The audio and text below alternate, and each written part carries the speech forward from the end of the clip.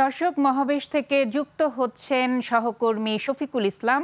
শফিক, মহাসমাবেশে বক্তারা কি বলছেন আমাদের একটু জানাবেন।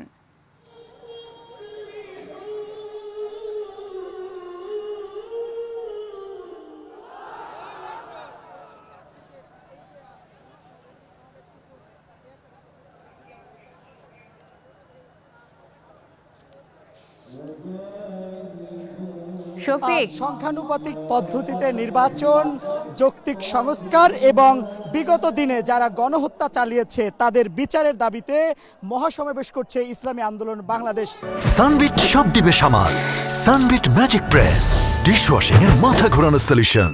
আজকের সকাল থেকেই বাংলাদেশের বিভিন্ন জেলা উপজেলার নেতাকর্মীরা তারা লঞ্চ, ট্রাক, বাস এবং বিভিন্ন পরিবহনের মাধ্যমে তারা আসতে শুরু করেন। মূলত কিছুক্ষণ আগেই আজকের যে আনুষ্ঠানিক মহাসমাবেশ সেটি কিন্তু শুরু হয়েছে, কিন্তু সকাল থেকেই বিভিন্ন জায়গা থেকে নেতাকর্মীরা এসে এই জায়গাটি কিন্তু এখন দেখতে পাচ্ছেন পুরাই লোকে লোকারণ্য। চারদিকে ইসলামী আন্দোলন বাংলাদেশের নেতাকর্মীদের অবস্থান করতে দেখা যাচ্ছে এবং সকাল থেকেই তারা বিভিন্ন ব্যানার, ফেস্টুন নিয়ে এই সোহরাওয়ার্দী উদ্যানে এসে হাজির হয়েছেন।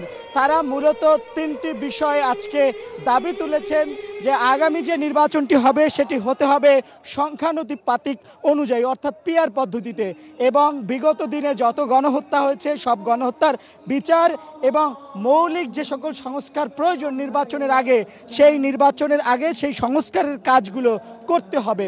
এবং আজকের এই মহাসমাবেশ থেকে নতুন এক রাজনৈতিক বার্তা দেবেন বলে জানিয়েছেন এখানে যারা নেতাকর্মীরা রয়েছেন। এখানে কিন্তু এই পিআর পদ্ধতিতে যারা একমত রয়েছেন, অর্থাৎ পক্ষে রয়েছেন, সকল রাজনৈতিক দলের নেতাকর্মীরা এসে উপস্থিত হবেন বলে জানানো হয়েছে। এবং আজকের এই পুরো অনুষ্ঠানে সভাপতিত্ব করছেন ইসলামী আন্দোলন বাংলাদেশের আমির মুফতি সৈয়দ মোহাম্মদ রেজাউল করিম। এবং দেখতেই পাচ্ছেন যে একেবারেই সোহরাওয়ার্দী উদ্যানের চারপাশই কানায় কানায় পরিপূর্ণ হয়ে গেছে এবং বিভিন্ন ওই পাশের যে রাস্তার সাইড রয়েছে, এছাড়াও যে রাস্তার বাইরের যে অবস্থান রয়েছে সেখানে আমরা দেখেছি মৎস্য ভবন এলাকা, শাহবাগ এলাকা সহ সব এলাকায় লোকজনের ব্যাপক উপস্থিতি রয়েছে।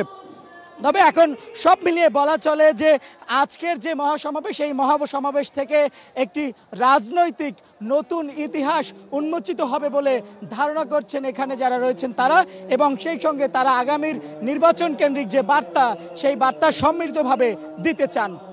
এই ছিল আমার কাছে সোহরাওয়ার্দী উদ্যান থেকে সর্বশেষ।